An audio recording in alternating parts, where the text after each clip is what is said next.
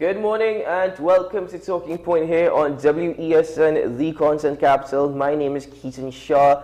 I'm actually a bit pumped this morning. I didn't get much sleep last night, I must admit, but I'm a bit pumped this morning because of the pre-program discussions that I've had with my co-host as well as our guest commentator this morning. Let me not waste any more time in delaying the introduction of Mr. Kemuel Pascal, the former youth parliamentarian and host of One on One here on WESN. Good morning, Kemuel. Good morning, Keaton, and good morning, Trinidad and Tobago. It's certainly my pleasure to join you on this lovely Wednesday morning. Nice shirt, by the way. I see. Thanks very much. You have some good style, some good taste right there. Just saying. And also, alongside us this morning, maybe not in studio, but via Zoom nonetheless, always a pleasure to have on the program is the former Minister of Finance, attorney at law, intellect, and our good friend, Ms. Karen Nunes Teixeira. Good morning, Karen. Good morning to both of you and, of course, to your viewership. Unfortunately, the only person I'm seeing, not that I don't mind seeing myself, but this point, the only person I'm seeing on the screen is myself. I'd love to see you and Kira. I can't pronounce the name very well. Pascal. Kemuel Pascal.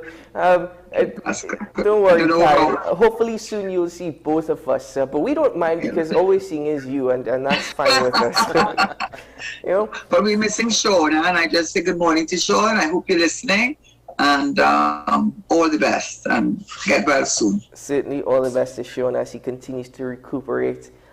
He has been in contact, folks, so that's some good news, and he is resting well. But I insisted that he takes a break, he takes a rest, because Sean will go on, and honestly, I think Sean just needed some time to really get some rest. So, Sean, wherever you are, I know you're watching Talking Point this morning, and don't worry, Kemuel is keeping your seat warm for you.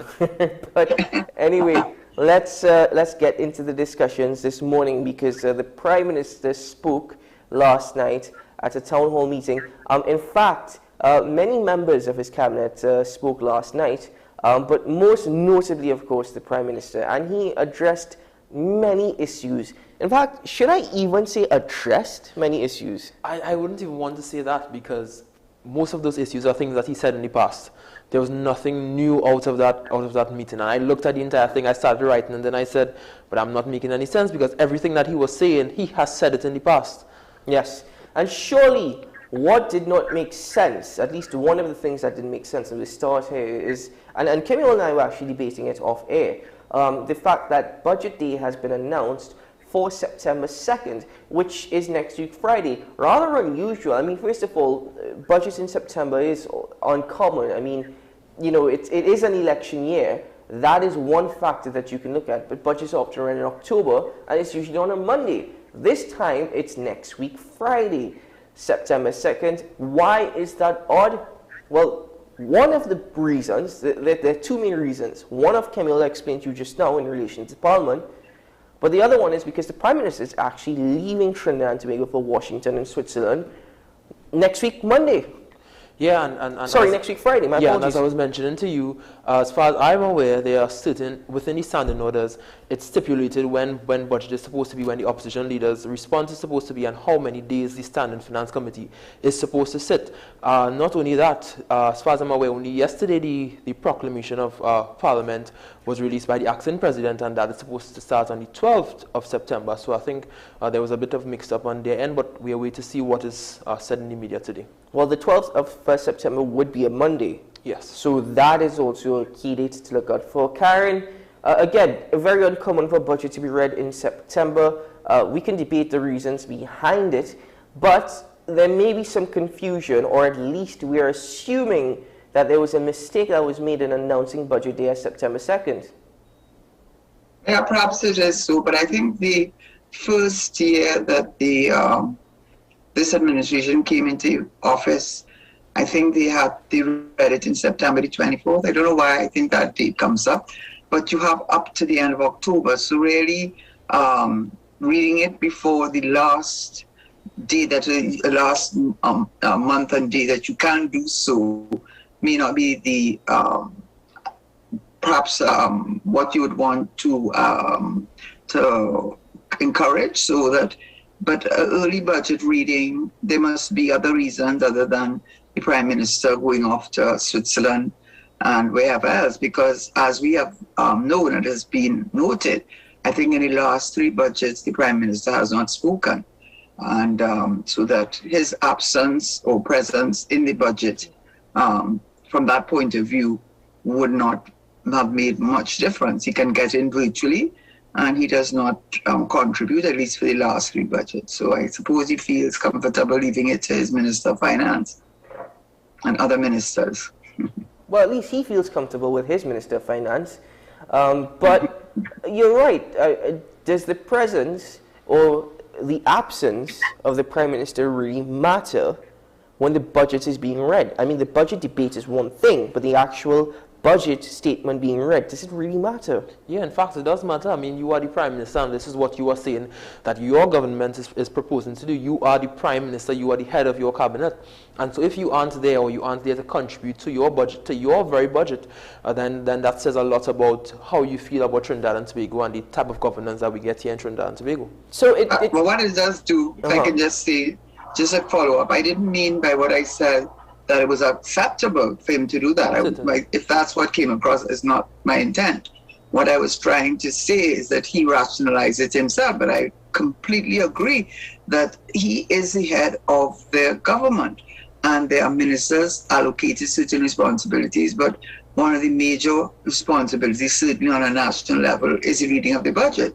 And therefore, the absence of the head of the government not being there in person is almost insulting to the country. What business does Switzerland have that's more important than your country? So I didn't mean it to be, well, that's acceptable. No, I didn't mean it that way. I meant he may have rationalized it, but it's, he's the Prime Minister, so I guess he's doing what he wants to do, but it's not giving the right optics at all. Well, I certainly agree with both you and Kemuel there in terms of the optics. In fact, one can interpret it as, first instance that comes to my mind is a lack of interest in relation to the budget, or as you mentioned, to a certain extent, his government and governance. So that is the interpretation that I would say will come across. Many others might disagree and state that it doesn't matter whether or not he is there. I guess it's up to public opinion. But the other part of this... Party opinion. Exactly. Because the other part of this that we can also try to analyze whether or not it really makes sense is the date that a budget is read. Because as Karen mentioned, you have until the last week of October to read the national budget statement. Usually the financial year ends around that time. And what we're trying to understand here is, does it, again, same question in relation to the Prime Minister's presence or absence, does it really, really matter when the national budget statement is read? Yeah, it certainly matters. This is not a variation of appropriation or a mid-year budget review. You are essentially talking about what you intend to do over the next year. And if it's that you are absent or you do not contribute to this particular debate, then it says a lot. You are the head. You are the person that says, this, like last night, he instructed the Minister of Finance to make certain monies available to the Ministry of Health for payment or whatever. And that's what you are there for. So I would want to hear, what are your plans? How are you going to ensure that these things are implemented? The 2nd of September, if it's read on the 2nd of September or the 2nd of October, does that really matter? It matters because I would like the Prime Minister to be there to contribute to the debate. Is that really the only reason why in this particular instance? Because I'm not talking about in this instance alone. I'm talking about generally. I'm talking about past budgets. I'm talking about budgets to come. Whether or not, because the Prime Minister's absence, yes, I totally agree with you. I understand and I stand with you on that point. But whether or not the Prime Minister was in the country or not in the country on September 2nd, if he was in the country on October 2nd, or if he wasn't, doesn't matter the date. It just matters the presence. That's the argument that you're making. Well, yes, well, certainly. The date doesn't really bear much weight to me. Karen, your opinion on that? Yeah, I think you're right, because you have, as I said, between September up to the end of October. In fact, if you can't have a budget passed by the end of October, you're in real trouble, because that's how far that in fact, I think October is it's an extra month that they give you, It's not really intended that you should read it in October, if I remember as minister. It is the extra month that is given to read the budget, because the budget is, as you said, it's actually the government strategy, it's actually government's plans, and sets out what they intend to continue to do, what they intend to introduce, and how they intend to allocate those funds. And that is not, the Minister of Finance is a person given the responsibility to read it, but certainly it should not be seen to be, that's why in most instances, the Minister of Finance is also the Prime Minister. So the fact that the Prime Minister is not there, is very telling. And to some extent, I think it's insulting to the country, because what's the message I'm going to take from that? Unless I am a real party, I'm so willing to make excuses. If it were the other side or another party, everybody would say that in 365 days in a year, on a very critical day for Parliament and for your government, you as the head of that government can find it acceptable to have the budget read on a day that you will not be there. But then Switzerland can't be that important. Go Switzerland Tuesday, or go Switzerland wherever you want to go after, but you not being there. And I know the opposition is going to make heavy weather of it, as they should. Well, the final part of this conversation in relation to the budget, because we have to take a commercial break very, very shortly, but very quickly, as you mentioned, Kenyo, the Prime Minister indicated that he has instructed the Minister of Finance to actually, within the budget, make allocation towards healthcare workers who served beyond their means during the COVID-19 pandemic. That is... Well, I know we're almost out of time, but based on what he said the Ministry of Health. Now, RHAs hire people separately, so I don't know if they'll consider, if healthcare workers will be considered. I don't know if he meant to say healthcare workers or if he meant to say employees of the Ministry of Health. So I was actually wondering about that. Let us debate that, because workers of the Ministry of Health, as we know, they're political appointments and then they're RHA appointments. Correct. But very, very quickly, I wonder what that says, because I agree that there are people who deserve to actually be rewarded for their hard work over the COVID-19 pandemic, and that doesn't go for just healthcare workers. That goes to people who have to come out every day and assisted in the fight against COVID-19. What message does that send, though, at this particular time when there are wage negotiations going on with trade unions, and it seems to be at an impasse, a standstill? So that is something that we have to consider as well. But folks, let's take a quick break here on the program. When we return, well, guess what? The conversation continues. We'll be right back after this.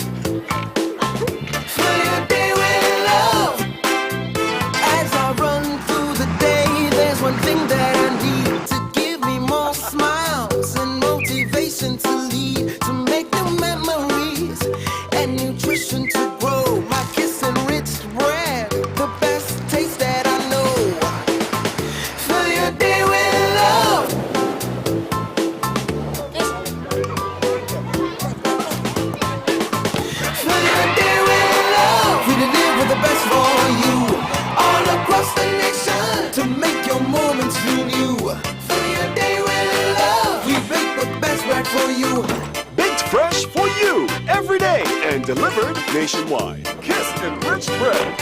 Fill your day with love.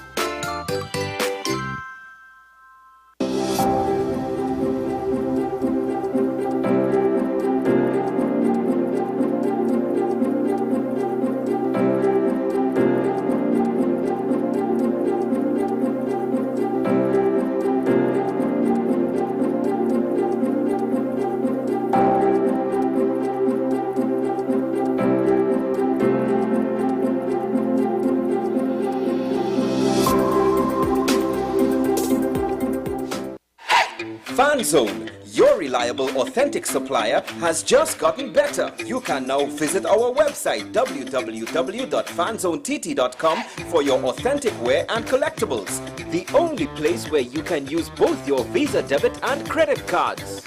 Visit our website fanzonett.com to make your purchase today.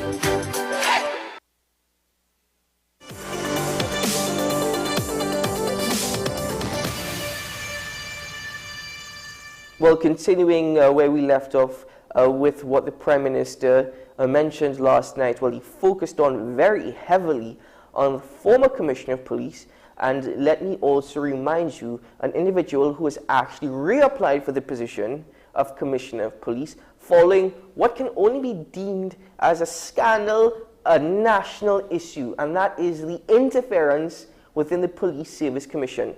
Now the Prime Minister has publicly stated, I don't suppose that it is anything new as such, as Camille mentioned, but to the extent at which he went on a political platform last night to actually mention once more that appointing Gary Griffith as the Commissioner of Police was the biggest mistake he's ever made in his life. Those were the words of the Prime Minister last night, and it is very interesting that the Prime Minister continues to go after Gary Griffith, whilst it would be in the best interest of himself, his political career, his government, but more so the nation, to focus on our current issues surrounding national security. I mean, if you got to listen to Fitzgerald Hines speak last night, then I sympathize with you. But generally, I'm stating that you cannot come and once more keep poking at the past and making statements like the firearm users license report gives for ill reading without actually giving details. That's what he continued to do last night. Even the Minister of National Security as well spoke about similar issues, and that's what we heard from the Prime Minister, as you mentioned. He said that was the biggest mistake. In fact, he contextualized it by saying, well, he thought that if it was somebody from outside of his government or somebody that's in opposition to him, that would be if that's the best option that they have for Commissioner of Police, then they are all for appointing him. In fact, he went as far as to say the chairman of NP is a former opposition attorney general, and those are things like that. And the thing about it is that he continues on this particular journey of continuously bringing up the former Commissioner of Police, and as you mentioned, there is some level of interference in it. But I'm not sure if Karen has any thoughts on this.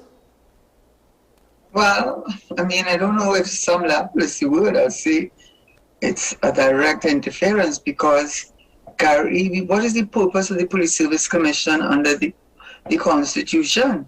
You know, the Constitution, and there's that case with a very famous case, but the point about that case was that the separation of the executive from the commission's work, because if you did not do that, you run the risk of, not that I'm saying this is the case at all, but the case did mention it, you run the risk of the executive appointing their own army by having the person they want at the top. So that's one of the reasons why the Police Service Commission has the authority to compile. In fact, they had to change the order. There's an order that is published, and the initial order gave the responsibility for deciding who would be on the list to an external organization, and then that list would be given to the Police Service Commission, and then they would only be able to look at the list that had been compiled by this by a company. Now that has been scrapped. So it is in relation to that they understand it is a job of the Police Service Commission to determine by application, by advertisement, by interviews, by whatever means, to determine who will go on that merit list and the order. And for the Prime Minister to effectively say what he has said in no uncertainty about an applicant as the head of the executive, that's interference with the Police Service Commission. The only last thing I would say about it, because it's so obvious that's what he's doing, and it's so distasteful, I don't know if that's another effort at deflection, because the crime rate is so out of hand, and we know that it is being driven by gang-related and execution-style murders. So we know it's being driven by a organized crime. He knows that, and he wants us either to be distract from that and talk about Gary, because it's so ridiculous what he said. And that is important because the Prime Minister admitted that he was the public official that met with the former chairman of the Police Service Commission at the President's house and he basically indicated that, no, that merit list cannot go to the President. So he admitted that there was interference. What he's doing now, without directly going to the Police Service Commission, and at least we assume so because you don't know what takes place on WhatsApp. You don't know what takes place behind closed doors. You know, maybe they're smart enough to state that, okay, no records should be shown of this. Let's meet behind closed doors. So we don't know that he's actually not met with them. But what he's doing publicly, as Karen mentioned, is now interfering with a process of a police service commission that once more, by the way, was politically appointed. That is the issue here. And I'm not talking about just with this government. I'm talking about governments gone and maybe governments to come. That these politically appointed individuals should not be the ones to make decisions because obviously there will always be influence. I could make the argument that having Ronald McDonald Jacob as acting commissioner of police is probably the worst decision that you could make given that there has been no progress in tackling crime. The Minister of National Security said it last night. In terms of preventing crime, there's only concerns about subduing crime, but we've done nothing to prevent crime here in TNT.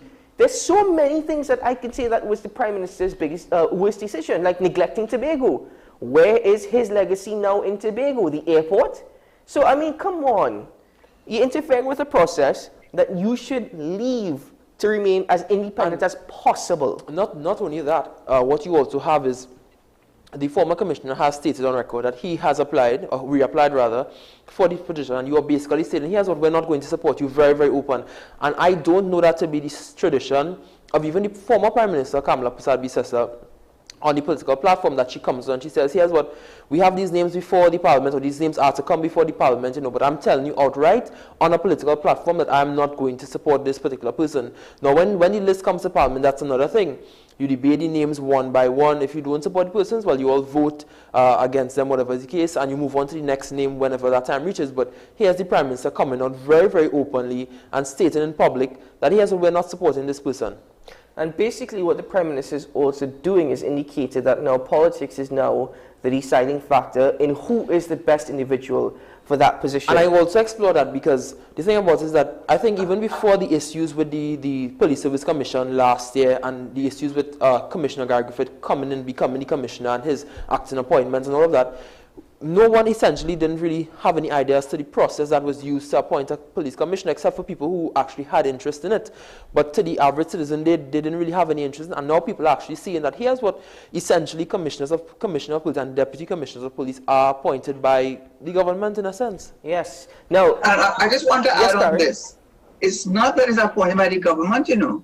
It's appointed by the Prime Minister because, practically speaking, he has telegraphed to his ministers in when they have to vote, you better vote against him. Yeah. Because that's what decides whoever's the majority.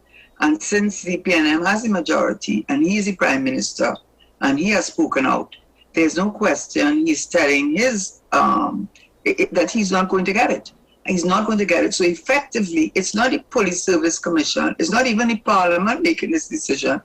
It's the Prime Minister making the decision in practice. So, you know, you might as well scuttle the Police Service Commission. It's all a sham. It's all a charade. And, you know, that is what it has come down to. He has sent a message that you're not getting it. Because nobody on my side dare go against me. Certainly, because as that's what I mentioned, politics now makes the deciding factor, because Camille, you said it, when it goes to Parliament, you debate it one by one, each individual on the merit list. But very finally, on that particular point, the Prime Minister seems to have some continued weird infatuation with the former Commissioner of Police. Listen, Prime Minister, I believe, in my opinion, it is in the best interest if you move on. When that time comes to debate it, but move on. You know, don't come to me and tell me that this report in relation to the FULs, that makes a bad reading. Come on, give me some more details. I want something of substance. I'm not going to take your word for it because I don't know whether or not to believe you. And I want to believe you as my prime minister, but I don't know whether or not I can. I know we do have to move on, but the former commissioner has responded. In fact, he has said, and I quote, the biggest mistake in Trinidad and Tobago over the last 60 years was selecting you as prime minister. That's the response of Gary Griffith. I expected nothing less from Gary Griffith anyway. But very finally, the prime minister appointing Gary Griffith at the time that he did was a great political move on his part because it put the United National Congress in a corner.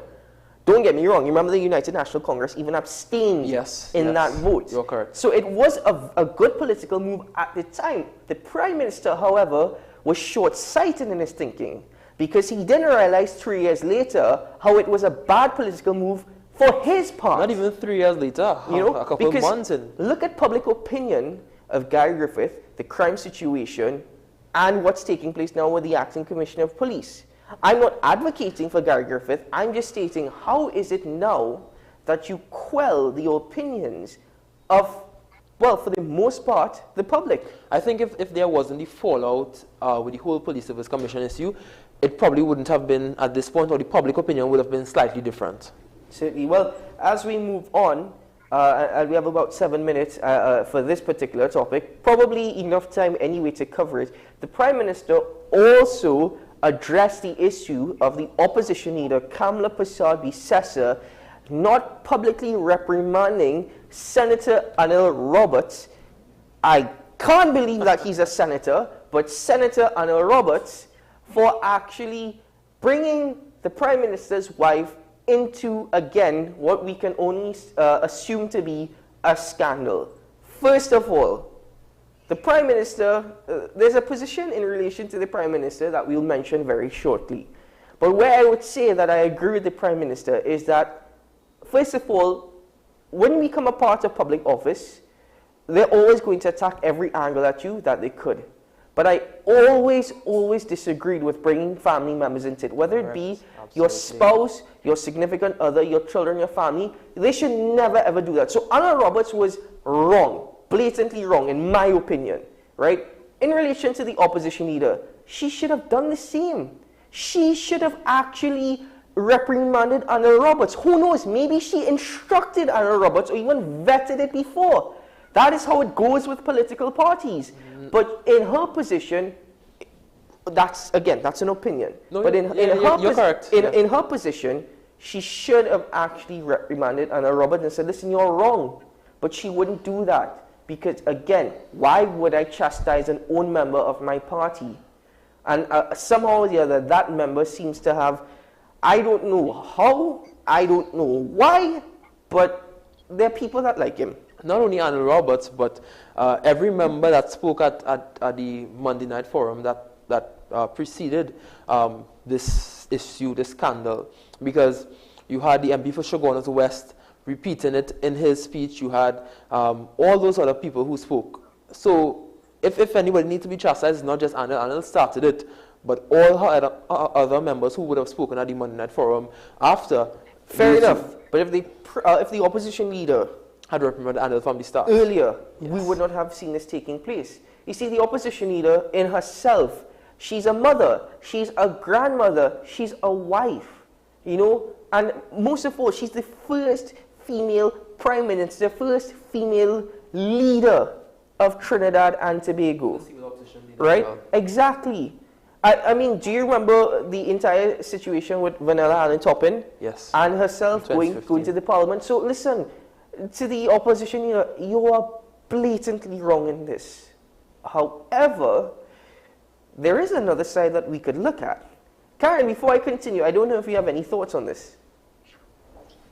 Well, that's the thing about politics. It's a nasty game, and I agree with all what you said, and you said it very passionately, that there was no excuse on Anna Roberts' part, who certainly there's no love lost there on many levels. I find him a very vulgar man. I find him very crass, but maybe the Prime Minister, the opposition leader, has lost many of her outspoken group, the ones who would speak out for her. So maybe he's the last man standing. But what I will say, and this is just from a legal point of view, I know exactly what you're getting into. But Yeah. You do? No, okay. Go ahead. From a legal point of view, I find it, rather strange that if what Anna Roberts has said is clearly defamatory, if it is untrue, it is clearly defamatory. And more so, it is being said, and he did not use the cover of parliamentary privilege. And all the other times when things have been said against the Prime Minister, which have been as scandalous and as nasty and as vicious as one could make it, it was done under the cover of parliamentary privilege. And we often hear parliamentarians say, come outside on this road and say what you just said, because they know when you're out there, you now can be open to action for defamation. And I found it rather peculiar that Anna Roberts did not use parliamentary privilege to besmirch the name of the Prime Minister's wife. So he did not. I mean, that in itself is remarkable. Secondly, what I found was even more remarkable was that the Women's League, in their very quick and prompt response, did not deny what he said, the gravamen of what he had said. And thirdly, the Prime Minister himself, why is he keeping it? He didn't sue. He didn't send a pre-action protocol letter. He didn't threaten legal action for defamation, because if it is untrue, that is defamatory, and that's damages. All he said, if I am to believe what the papers said, if I get a horn, I get a horn, but at least I didn't send anybody to kill anybody. What does that mean? I mean, you know what I mean? He himself went down in the Gael. He himself took himself down into the Gael, into the nastiness, by speaking like that about the matter, and then not denying it to be untrue. The PNM Women's League not denying it to be untrue, not taking any legal action, because everything was done outside the cover of things. So the idea behind it, I think, from a political point of view, is that I think everyone thinks very highly of the Prime Minister's wife. I think she has an unquestionably excellent reputation on every single level. And what they did in their nastiness of politics, they tried to throw some mud on her so that his biggest asset, which is his wife, some mud would stick. That's the only, because he is known as a raging bull, la-di-di-da, he doesn't speak well, but his wife is the epitome of grace and elegance. And I think it was a political decision to say, okay, that is your best asset, now we're going to sling some mud on her. Mm-hmm. And it's very worrying to me, the response the Prime Minister and the party has given. I think, Karen, that was the other point I was going to make, and that's a very fair point. Okay, sorry. No, I'm glad that you raised it. That's a very fair point. I agree with what you're stating there.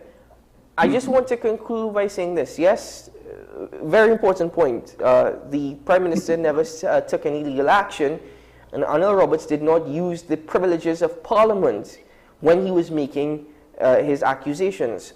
However, regardless, I simply say, whether or not Anna Roberts gets a horn, whether or not Prime Minister Dr. Keith Rowley gets a horn, whether or not Gregory horn somebody, listen. Gregory? Who's Gregory? Yes, the opposition leader, Dr. Gregory says this, right? It doesn't matter to me, as long as it does not interfere with national issues and your ability to debate and resolve these issues and govern a country, even in the position as an opposition, it doesn't matter to me. Keaton, never forget what Candy said. Hold on, Karen. I'm so sorry. Let us take a quick commercial break. I apologize. When we come back, please make your points. We'll be right back after this.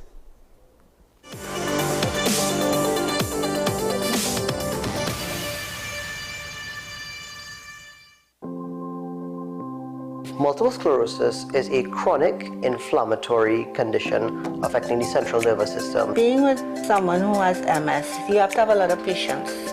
You have to have a lot of faith. It's difficult to diagnose until I was even in Mount Hope Hospital for about 3 weeks.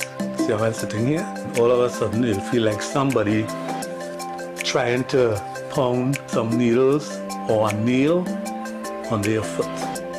That is so painful. Unfortunately, there is no cure for MS at this point in time.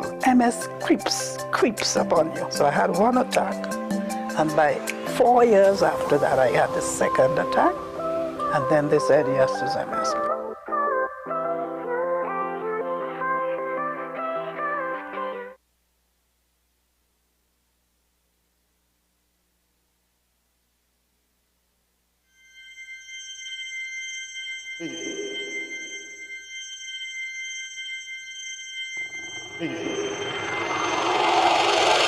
Hazel?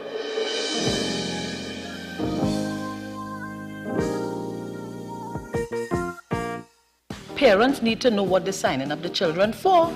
Mommy, Daddy, I just wanted to ask. God, is that you?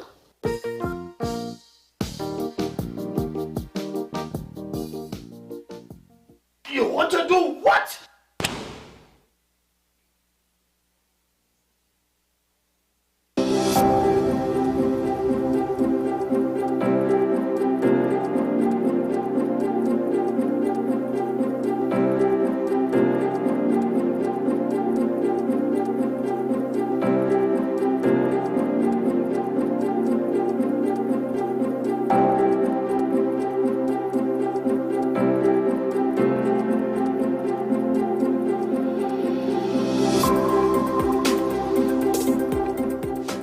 With society plagued by a host of issues, with debates surrounding our urgent concerns falling short, with questions of our future not always being answered. The conversation continues. Join me, Kemuel Pascal, as the voice of the youth comes to life. We will confront the controversial topics of today's world to gain answers that are key for a better tomorrow. One and One with me, Kemuel Pascal. Wednesdays at 10 a.m. Only on WESN Content Capital.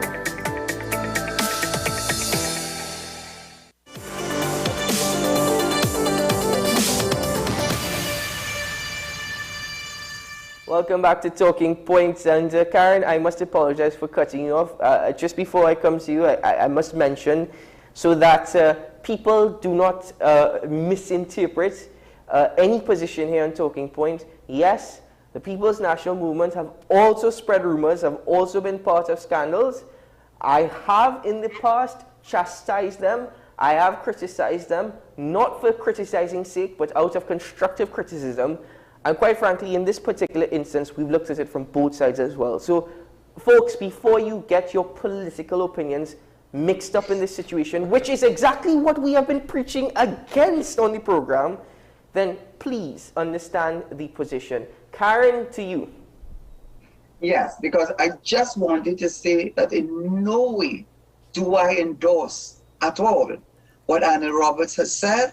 And I don't know why, I think it's Anna Roberts I'm more upset about. I know everybody's talking about the leader, but yes, as a woman. But I in no way endorse it. But as Pandit said, politics has a morality of its own. And the Prime Minister is a seasoned politician, and he knows the legal avenues open to him. So that's what I have to say. But I do not endorse it at all. Well, certainly none of us do. Kemuel, I know that you don't. Apart from that, not just that, more of, I think it's that, as you were mentioning when we just introduced the topic, it's a matter of, yes, I understand that politics does have a morality of its own, and yes, you can look at the weakness of a fellow politician on your level, but the moment you get into the family thing, that's when I say hands off. I don't support that at all. Yeah. And to a certain degree, though Karen mentioned the other points in relation to the Prime Minister actually not taking any such action, the Prime Minister has every right to always defend his family. Correct. The opposition leader has every right to always defend her family. So does Anna Roberts, so does Laura Lizama Leeson, Camille Robertson, Regis Fitzgerald Hines, Ravi Rasiram, Arnold Ram, Rudal Munal. It doesn't matter. Everybody will always have that right. But the nasty side of politics, to be honest with you, the solution is honestly, Anna Roberts should not be a senator. Anna Roberts should not be in that position at all. I agree. You know, I think that after the opposition leader lost so many elections and lost quite a bit of ground, out of desperation, she appointed an individual like Anna Roberts. But who knows? To the Senate, to such a high place, the Senate. You know what? Can I just say why I've said it on another forum, why he shouldn't have? Because if the opposition leader is trying to distance herself from all the corruption claims and the bacchanalia and all of that, of the Jack Warners, the Anand Ramlugan, all the names that are associated with, you know, if she wanted to do that, you don't put in Anna Roberts, because Anna Roberts is the poster boy for what the UNC was became known for, and one of the main reasons why they lost the election, because people could not take the level of crassness, the level of you know, and Anna Roberts epitomizes that. So if the opposition leader was trying to create a new UNC, putting him in there and leaving him there, I'm sorry, you have done yourself and your party a disservice. And well, yes, very much so. Who knows? Maybe Kemuel, Keaton, and Karen will be on the next episode of Douglas Politics. That's just how things go. And the other individual who unfortunately I've seen following in the footsteps of Anna Roberts, very, very unfortunate, is also Opposition Senator David Naked. You know, you were going to say that. He's also following in the footsteps. But anyway, let's move on now. We have about 12 minutes left, and we have to address the issues, again, we will raise it, of crime here in TNT. We heard the Minister of National Security speak last night. I'm glad you're with us this morning, by the way. And honestly, again, he sounded like a preacher, and I don't know, like a blind preacher. Like he truly does not understand what is taking place, but he knows he has to go up and sound very good. He has to sound so enthusiastic. He has to sound as though I am doing my job, I'm doing what I am supposed to do, rather than somebody who is just collecting money, I don't know, for filling a position. The good news has nothing to do with the Minister of National Security. Good news actually has to deal with the Attorney General, and as ironic as that may be in itself, it's actually the Office of the Director of Public Prosecutions is set to get more staff. This has been happening for years, and finally, whatever the number may be, it's 20. If that is enough, if that's too low, it's a start. And I'm happy for that. Karen? Absolutely, because that was one of the things I actually had brought up on another forum too, that I have to applaud the Attorney General for finally doing something, because the DPP has been, in the opportunities presented to himself over the years, been pleading for staff. And how do you expect the DPP, which is the only agency charged with responsibility for defending crime, or the accused, not defending, or the opposite of that, prosecuting crimes, how do you expect him to do that efficiently if he's just underfunded and does not have enough staff? And the fact that they brought in 20, I applaud the Attorney General for that, but it only tells you if in the first set of employment, you employed 20 people. That in itself is very telling how understaffed he is. And I would like to see, which I've said on another program, I would also like to see that he ring fences attorneys to deal with white-collar crime only, to get them to do their masters abroad, bring someone to train them, because a lot of the murders that we see on the street, which are what we will call, using unlicensed gun and execution style, comes from the white-collar crime, comes from the drug trade, and not marijuana, the cocaine, and money laundering. So I would like to see him do another step further, just like how they created SORT, and we have FIU, that he creates a special ring fence of attorneys who are to do special testing to the members of that elite group, and that they are specifically trained so that we can get somewhere with all these CLF financial reports and all these 78 million that the government spent. That's what I would like him to do. More attorneys and more specialist attorneys in money laundering. But Karen, I mean, should we be celebrating this? considering that this is something that's long in coming, and not only is it long in coming, why did it take so long? We understand the issues of the office of the DPP. Why are we celebrating 20 lawyers when we know our issues? Because he did it. Because he was the one who did it. For all the years, I've been following it. And under the, these are years now, he has been complaining about that. He has had to say something, I'm understaffed, and it's falling on deaf ears. And this Attorney General is not there more than 2 or 3 months. And what they would not do for years, and putting all the pressure on the DPP and all the criticism of the DPP and why matters taking so long to, I'm not saying that there's not fault there, but if you don't give him the funds and if you don't give him the staff, and yes, I will applaud him because he did what the others for some reason or other would not do. And I applaud him for doing it, and I hope it's the start of him continuing along that journey. I'm going to encourage him. I'm going to encourage him because I have a feeling that when it was done, he insisted on it. I have a feeling, and the fact that it wasn't done before, for all those years, and he got it done in a few months means that he put his foot down, I think, and said, we've got to do this. Well, I also, and I agree, Karen, I also understand where Kemuel is coming from, because in celebrating this, as we should probably also breathe a sigh of relief. You know, that is the position years and years have passed. So I get what you're stating, that it's more of a sigh of relief as part of the celebrations. But you cannot deny the fact that it is the Attorney General, Reginald Amor, with all the controversy surrounding him, and with all the criticism that he has faced from myself as well on this particular platform, yes, and Karen, and Kemuel, you know, this particular Attorney General has actually done something. Maybe Faisal Rawi is feeling a little jealous now. Who knows? He's probably going to cut some more trees today. But listen, what my thing is, I hope that this is the start of something new for our judiciary, for our judicial system. I hope that this actually signals that we are serious about fixing our judiciary, because there's a lot more work to be done. You know what it is? You know what it is, Keith? And by the way, you should be a stand-up comedian. But you know what it is? No, honestly, I really think a lot of it is being a lawyer also and knowing his reputation, Reginald. They can play around with Reginald because Reginald could walk, you know.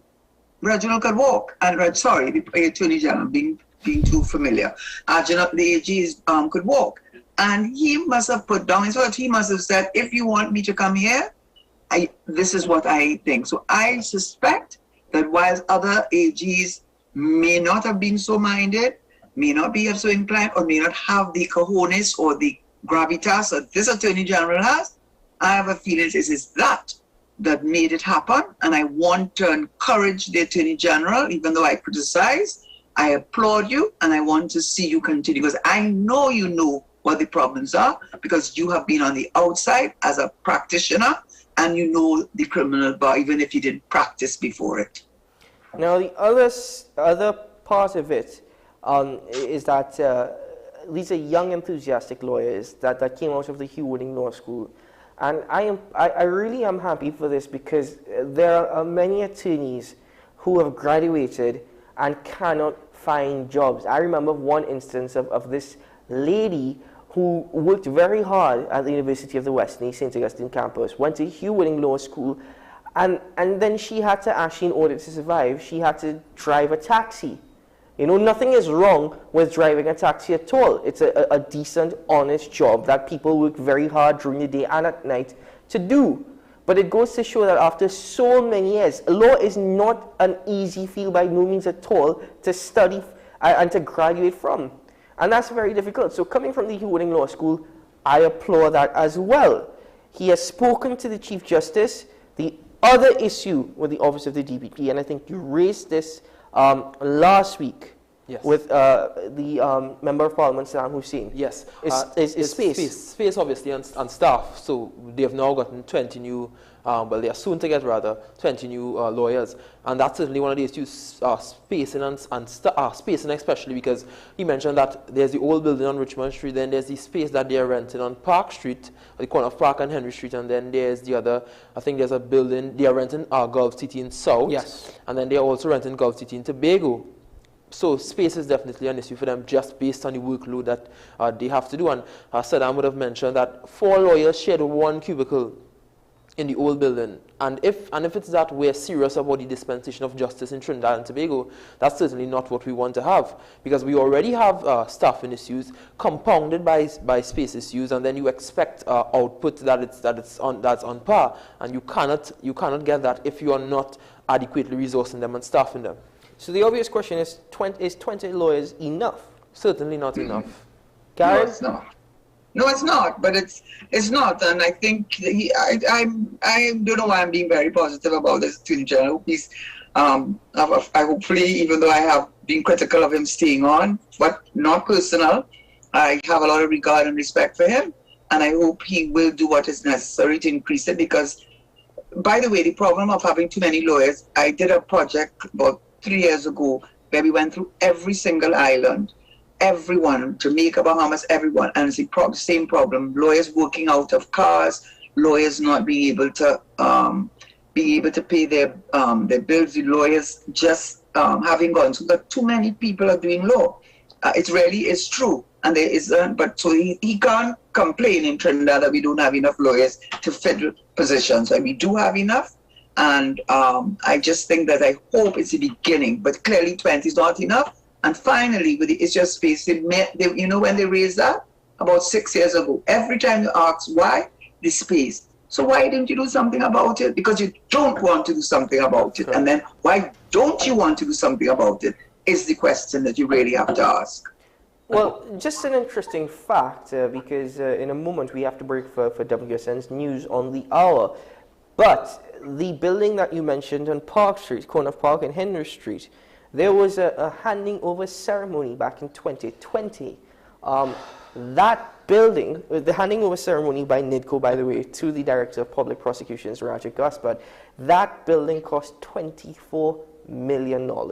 I don't know why we have this fixation with handing over everything and cutting ribbon for everything in Trinidad. And it remains empty. Just so that our names could be on, just so their names could be engraved on that stone. It remains That's empty. Correct.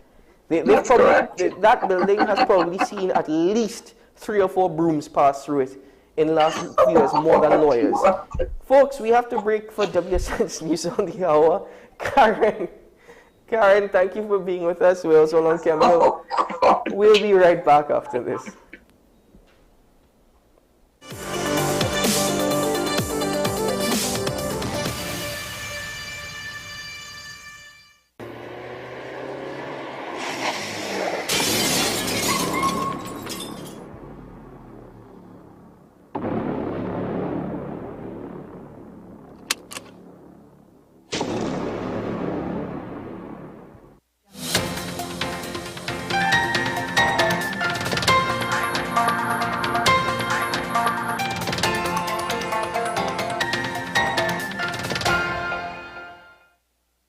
Here is your WESN News on the Hour. I am Marky Sekas.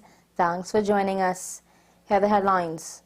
Former government minister suggests the economy is still adapting to 6 years of GDP decline.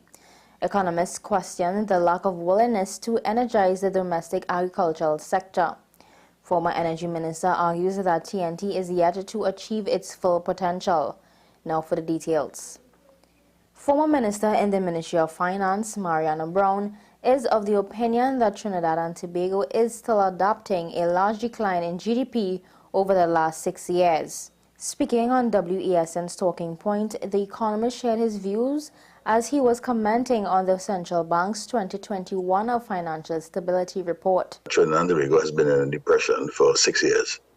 And when I mean depression, I mean literally the size of GDP has declined, and therefore you would find that in large measure, many companies, many organizations, many SMEs would have found that their business model has changed and that their level of sales have declined. When your sales decline, then you have to adjust your operations, cut your expenses. So the country has been in adjustment mode for a period of 6 years. Mr. Brown further notes that there is a surplus of monies in circulation as TNT's borrowing rates have always been modest. The signal is that if the inflationary situation in Trinidad gets rough, then the banking sector, in particular the central bank, is likely to resort to using monetary policy, and in particular interest rate mechanism as a way to balance the situation and ease demand. The one thing that we know, we've always had an overhang of deposits in the system, meaning that the domestic borrowing rate has been relatively modest over the period, and that there's been surplus money in a sense in circulation. Former Government Minister Dr. Bhupendranath Tewari has expressed his confusion as to why the issues plaguing the domestic agricultural sectors have not been given due attention and remedies to correct such issues have not been conceptualized. Following the Agri-Investment Forum and Expo 2, Dr. Tewari agrees that regionally collaboration is needed. However, he notes that within Trinidad and Tobago, there is a lack of willingness to energize the sector. We've got to fix agriculture here, and we know what the solutions are. We are just not doing it. I don't know if it is political will. I don't know if it is political prejudice. I don't know if it has to do with a misunderstanding of the value of agriculture. I don't know what it is, but we've got to fix agriculture here. As Trinidad and Tobago is about to celebrate its 60th anniversary of independence, the nation should ask itself what exactly has achieved, as if the goals set by previous leaders have come to pass. Commenting on the suggestion that TNT is suffering from its worst period of economic contractions in its 60 years as a nation, former Minister of Energy and Energy Industries Kevin Ramanarain suggests that we are yet to achieve our full potential. He made these comments on WESN's AM Prime. I think one of the questions that we have to ask very soberly in this independence reflection is that have we achieved the full potential? When you look at the condition of the economy that we've contracted, our GDP per capita should really be somewhere in the high 20s. Our GDP per capita is about 15,000 US per capita. We should really be about 30,000 US. Well, that's News of the Hour on WESN. I am Marky Seekers. Thanks for watching.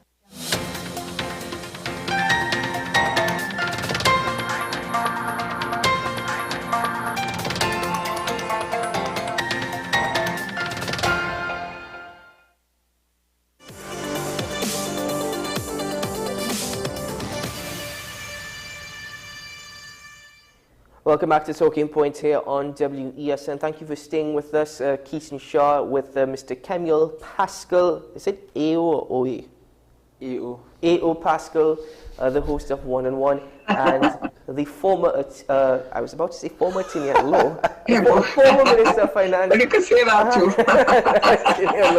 Karen, hello Karen, good to see you again. Folks, well, listen, the phone lines are now open. Call in and join us on the program this morning. The numbers on your screen. I know for the last week we haven't had any questions of the day. It's because there's so many topics that one specific question cannot be asked. But feel free to comment on any of the issues. There was the Prime Minister's address last night. There was the former Commissioner of Police, his response. There's the HDC, there's the Agri Forum, there's the situation with crime. There's so many things to talk about. There's the Minister of National Security. WASA as well. They are intended. They have taken on the services of credit check to to get people who haven't paid, who have outstanding arrears. Mind you, and we have to be fair. WASA has stated before that they're giving a grace period to get all your arrears in order. So if they're going out to credit checks, can't totally blame them. Even under the People's Partnership, there was a huge drive to collect money. Yeah. So I can't blame them. And bear in mind, folks, the same thing is going to happen with TNTech just now. The same thing is going to happen. The only thing with TNTech bills, though, is that they're due on the 20th of August, and usually you get them on the 30th of August, thanks to TT Post. Or it could be an issue with TNTech as well. I don't know what it is, but that's how it is. We have a call on the line with us. Hello, good morning. Hi, good morning. Good morning, you're live. Yes, this is a farmer from Mayaro again, and I just want to reiterate what I was saying yesterday when I spoke to you on your program.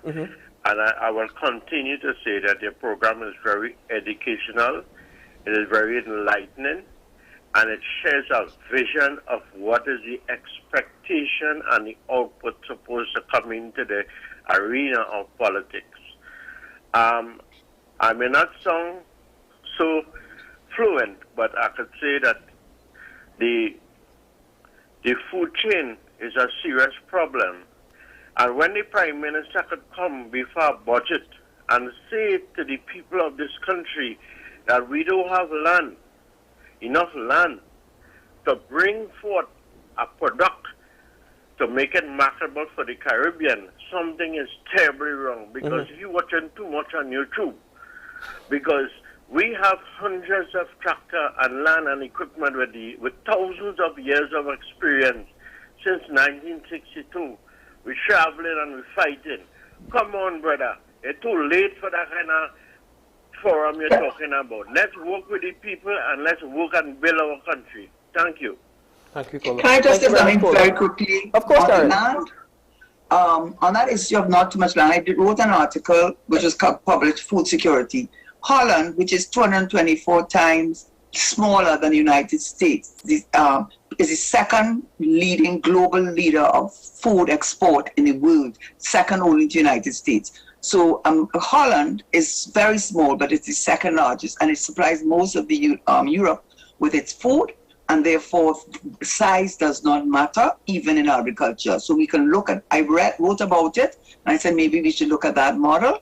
And secondly, I think the model that was put out by the St. Vincent Prime Minister, I don't know if it's his alone, but the idea of making the linkages from growing to the terminal points where there's the packaging, and from the packaging to the selling, and you create linkages so there's no wastage. I have been advocating that, but what I would like to see, and I would want to say this, is that the opportunities not only be given to those who are already involved in agriculture, but you see the young men and women who are in the urban areas, take them out and start using small things and using that model so that they can become apprentices in that field. And that's what the government needs to do.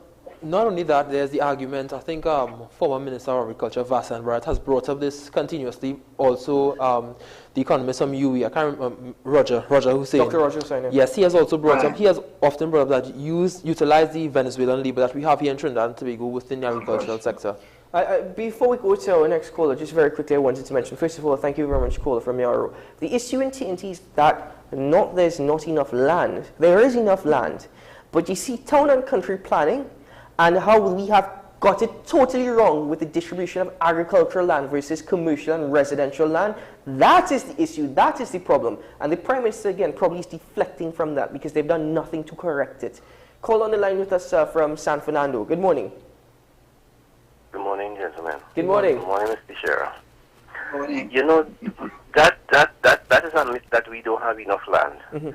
Just the land that we have that we give out to the colony workers to wake up to the farm, to do farming, if we utilize that properly, we could make a serious dent in our domestic food security. And I am so fed up of government after government not putting emphasis on this. And there's a reason for it. There's a reason for it. When you have your supporters, your financial supporters who are in the import business of importing food in this country, that is where the problem lies. That is where the problem is. Excellent point, No emphasis on this thing. Yeah. And one more thing I'd like to say. Go on. Yes. To take my 2 minutes.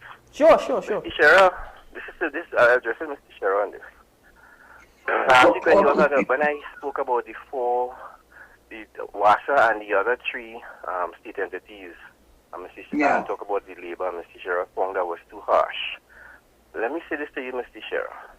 Yeah. I only have 2 minutes, and I have to condense my point in 2 minutes. I can't get across everything I want to say sometimes. So be a little easy on me sometimes now, please. Thank you. Thank you very much, caller. Okay. I just want to add to what he said. There's not only, when I talk about what the opposition leader said about Port of Spain, that's code. That was a code that she used about the agri-forum because she found the agri-forum was very successful. And she was using code about what do Port of Spain people. Well, that's exactly what Port of Spain people need to be part of agriculture. Yeah. Right? Do you want to keep them out of it? And the point of people do not know, which I learned, is in 1952, they passed legislation and subsidiary legislation that gave funding to acquire land to cane farmers and sugar workers only, legislation for them. So they could go to the bank with their collateral of land to open up a tire shop, to open a restaurant, and I can't take credit for it. It was Steve Alvarez who raised that point. Yes. Whereas HDC is about renting. Where you're going with rental property. So you have to understand the government has to do something about Port of Spain people so they can become micro-entrepreneurs because they need it because they don't have land. Yes, certainly. We do have a Rima on the line. Rima, good morning. Hello, good morning. Good morning, gentlemen. Calling from Arima. Good morning, caller. Where I live, Ms. Nunes Teixeira was my former MP, and so too was Anna Roberts. Anna Roberts actually abandoned the constituency. But never mind that. Ms. Teixeira performed. Remember I told you all, we have the letters PhD in common sense, creativity, innovation, intelligence, ignorance, and insensitive? Yes. Right. I'm listening to you all this morning, and what I realized in Trinidad and Tobago, we have a penchant for new things. We like new things. But we don't maintain what we already have. Yes, yes. You look at the Coast Guard vessels. Look at the situation with the MV Panorama when we wanted a boat. And we were advised to sell our own to rent somebody else's thing. And when we did want a boat, we had to use something that was taking 10 hours to reach Tobago. Yeah. The next thing is this. Caller, just to let you know, I don't know why we ever sold the Panorama because the Panorama is operating fine, perfectly well in Greece now. But, yeah? Well, sir, sure. If you have a former UNC senator who is a consultant to the port and the agent for the shipping, for the people who lease in the boat, what do you expect to happen? It's trouble. Right? But let me go on. Sure. The aim should have been to develop Trinidad and Tobago from 1973 to now. What I would like you all to do for me, look at the amount of money that we spent from that first oil boom to now, and do some kind of evaluation to what we have to show for it presently. And when we could answer that question, Anil Roberts, Kamla, Pete Rowley, Hines, everybody going and run and hide. Because what they're going to realize is that, look, we spent about 80 times what we really have worth to show for it today. And in developing TNT going forward, that is what we have to minimize in the future. We got to get value for our money. Yeah. Caller, thank you. Remember the last 2 days I call, I tell you, look, yesterday I'm going to Rima, I see they started to patch the road. What it would take? Yeah. The day before I call you, the next day here, they had a raid to get illegal cigarettes. So somebody watching the program and taking notes. Clearly. So good job, gentlemen. Thank you very much, caller. Have a good day. Can I just say something? I want to confirm and applaud the first caller. Why we have a $5 billion food bill, why 80% of our food is imported. It's because the financiers want it that way, and the government has to find excuses until it has now reached a crisis, and it's a global crisis, to face the fact that we have to deal with food security and food export. And CARICOM is they're behind us with Suriname, Guyana, and Barbados. So now I have some faith. Before we go to our next caller, you're speaking about importation and food. The biggest craze in Trinidad right now and Tobago is dragon fruit. It has no taste at all. Probably pretty looking. You could grow dragon fruit here in TNT. I know some people who actually grow it up in the mountains, but not to actually produce to the scale of demand that we're seeing in TNT. And one dragon fruit I've seen one dragon fruit grow up as much as $140. $70-something. Yeah. There's a farmer in Kunupia that has it. But we do have Shogunas in line. Shogunas, good morning. Hello, good morning, caller. Hello. Hi, Good Professor, good morning. Good morning, gentlemen. Good morning. I hear a lot of people spoke about the land, but the one sensible statement I heard was the guy who said that if County Limited lands was put to proper use, it will make a major dent in our food import. And if we do the other things I have been telling you about, like those lands that government have leased out for agriculture that is not so used, if they enforce these things, we will produce all that we want. We heard people talk about this one don't want to land and that one don't want to land, and this morning in papers you read about HDC. HDC is useless.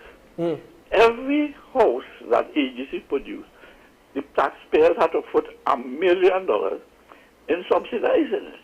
It don't make sense. Then they produce how much houses a year? 600 or something like that.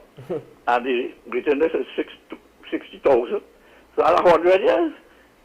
The problem is affordability of accommodation. And the way you address that in Trinidad, which was settled since William days, is proper planning, designation of lands to make sure you have enough land for different land use. And the major one everybody hide about is property tax. Because the problem is a lot of these lands that are very suitable for build development. You go all over Port of Spain, San Fernando, all the major areas, you see a lot of the land underutilized or unutilized for urban purposes. And that is one of the purposes of property tax. That is why if you go to New York or Canada or any of these places, you see all sectors of the community can afford to buy land. Any questions, gentlemen, or you wait as usual and you hang up and I can't reply? Professor, I don't have any questions. I just want to tell you that you've raised some very, very good points, but one stood out to me, which was the affordability of housing. And prime example, we have a lot of young couples now, when they get married, they cannot even afford their own home, they cannot purchase their own home. It's an issue here in TNT, even with respect to HCC housing.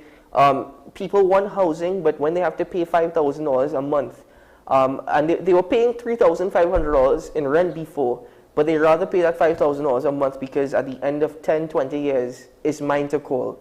You know, so there's an issue with respect to affordability of housing. Thank you very much. Not only that, I want to make a point. I want to make a point on what the caller from Marima said. Look at the development of Trinidad over the years. I did a quick check on the Ministry of Finance's website. In 2005, we presented. In 2005, on the 4th of October, we presented a budget of $27,917,851,946. What have we seen for that? And then we come in 2015 and present a $63 billion budget. And so look at the jump from 2005 to 2015. That's just what, about a $35 billion jump? And what have we seen for that? Somebody tell me. Where's the development?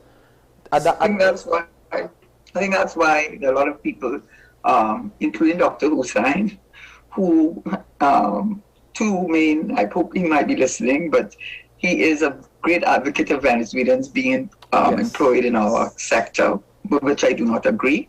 But he also speaks a lot about the transfers and energy rents that have been wasted and no real capital expenditure, in recurrent expenditure and payments of subsidies. And to some extent, that is true, that a lot of it is used for paying subsidies and also for public servant salaries.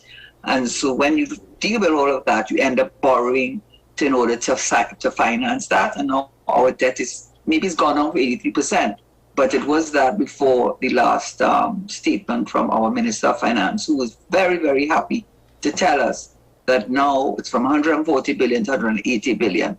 But he did not tell us what our revenue was, and more particularly did not explain why when initially said money was going into the HSF, and then when he turned around and said no money is going into HSF.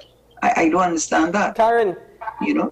Karen, you will understand this Minister of Finance probably better than Kenny and I do. Yes, I think I do. And if you're confused, then that alone shows, that alone tells. Because put it this way, has anybody noticed that the Minister of Finance never ever is interviewed on any platform? He can speak on a political platform. He could probably speak as a ceremony. But he never will ever take questions because he can't answer it.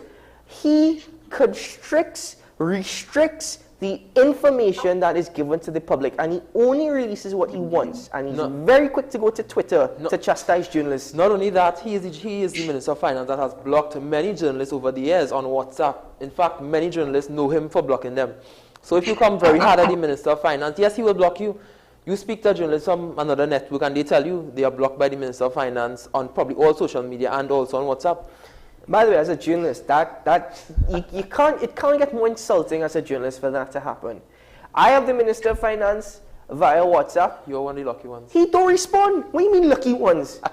I just have him there to take a look at his profile picture now and again. That's basically the only reason why he's on WhatsApp. So you told me that I know him a little better than other thing. I don't know him very well, but I can tell you he's not losing any sleep. Not a drop of sleep over your concerns. That's true. I can tell you that. So that's a good thing, Anna. It's a good thing. It's a two-edged sword. So whilst we are worrying ourselves about his attitude, he presses on. So it has its strengths. I remember. Sorry, Camille, before I go. I think he's more seen, or his attitude is more seen during the Standing Finance Committee when he's drilled by the opposition on questions. That's when you see him in full flight. If you want to look at you're sure to get some action from him during the Standing Finance Committee every October. Speaking about standing and the Minister of Finance, I remember, I recall the Minister of Finance, when he was in the Minister of Finance, he was actually standing up in Parliament. This is when Bastio Pandey was the opposition leader. And he was on a roll. Like, he was really going hard and heavy, very impassionate in his speech. Always. You know, yes, and Patrick Manning is Prime Minister. And yes, you can't blame him for that. Yeah, he's good at that. Beater, yes. He certainly, in a sense, has the gift of the gab. Yes, he's going hard at it. Criticizing the opposition, chastising Bastio Pandey. Bastio Pandey stands up. The House goes silent. And he says, Madam Speaker, on a point of note, or Mr. Speaker, on a point of note, could we please ask the honourable member of the government to please stand when he's addressing the Parliament? And it threw Colin Imbert off completely. The opposition erupted in laughter. The Prime Minister erupted in laughter. Colin Imbert couldn't help but laugh, but he just totally lost track. He just didn't know how to continue. And you know, that is why now there's a saying, once he does shortchange the economy in his budget, we shouldn't have a problem. But I'll put it this way, folks. You see, this right here, this level of commentary, as much as we're making jokes and whatnot, that's put it this way, that's a great way to debate. I'd rather have debates about this, make jokes such as that, and in your little grabs at that, rather than have to bring in all this nasty, toxic, gutter politics, tribal politics. That is what we want. That is what Trinidad and Tobago needs. If you continue to have this nasty back and forth between two political parties that at no point in time seems to have any sort of unity for the betterment of TNT, where are we as a nation going? Not only that, we lose sight of by doing that, you deflect and you distract from the real issues. I mean, what have we done in terms of adding? They don't want to use the word diversification, although I did go back to some of the budget statements of this government, and it had as a heading diversification. So apparently some people are not, they're inclined, or they're not disinclined to use any term. And I think what it does is distract from the fact that they did not even though NGC, for example, made a great profit, they, by the way, said they didn't ever get as much natural gas as they expected. By the way, Train 1 really had to be closed after a year of saying it was working. By the way, only 3 out of these, 17 deep water rounds bids were taken up. You know, they want to distract from all those things. They want to distract from the fact that the financial stability report for 2021 from it's not from the central bank governor, but it's the Inspector of Financial Institutions, which was released, says that there are concerns about sovereign risk in this way, that the debt that the government has taken on by way of treasury bills and by bonds has been concentrated in the financial services sector, meaning insurance and the banks, and there is a level of interconnectedness between them. In other words, if these bonds, for whatever reason, the government is unable to pay it back, or if these banks fail or the insurance companies fail, we are looking, he didn't say it, I'm saying it, another CL financial crisis. And he did mention it in his last report. So they don't want you to look at those things. They don't want you to look at why aren't they not properly dealing with crime when they very well know that it's not, yes, having mommy and daddy in the house, no doubt, makes a difference, no doubt. But as I said, and I just finished with this statement, 25 years ago, there were single mothers. 25 years ago, there was much higher unemployment. 25 years ago, the children education ended with school leaving. You didn't have education until Form 5. 25 years ago, there was June. Now they have European CPEP. 25 years ago, you didn't have the level of subsidies. So if you're claiming the lack of family structure, in those days, as the same Steve Alvarez said, because he's from that area, he said the most you had to worry about was a dog biting you as you went up the road. So what it is that changed, and the government refuses to address the central issue and talk about mommy and daddy, as if that is the reason. And you're absolutely correct. Even if we look, I know we almost all the time, but even if we look at the deep water bid wrongs that was held back in October last year and was announced back in June this year, only 4 out of the 17 blocks that they put up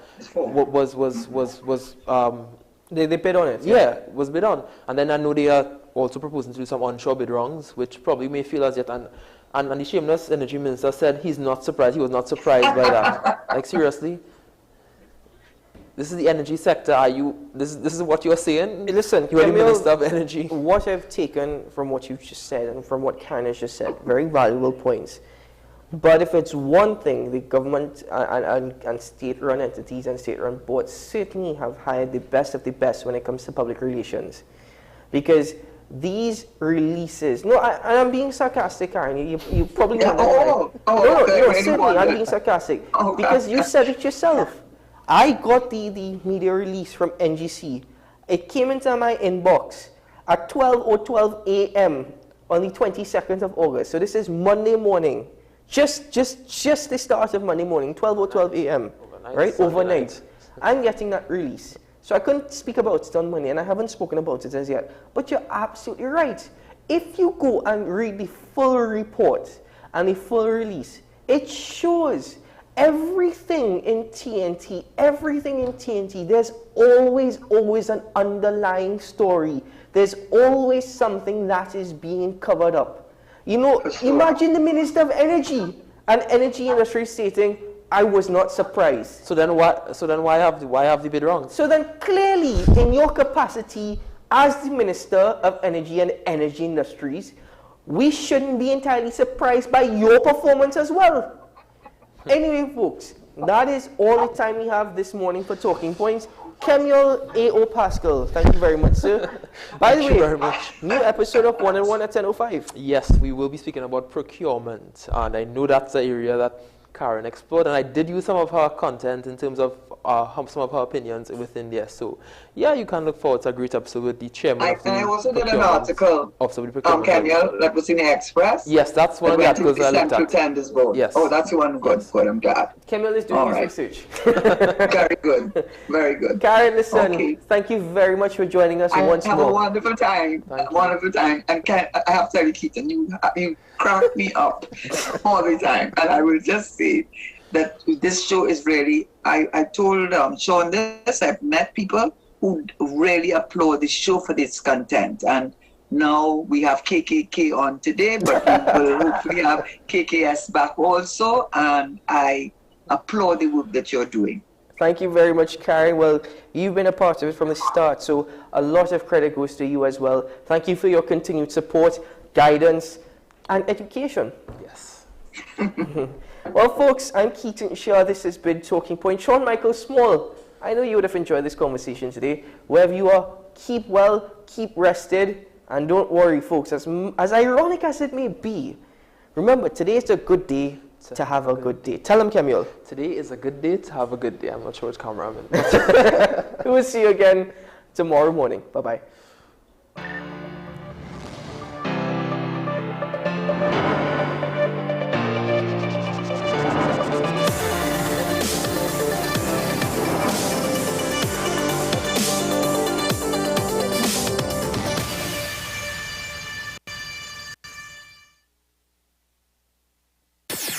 WESN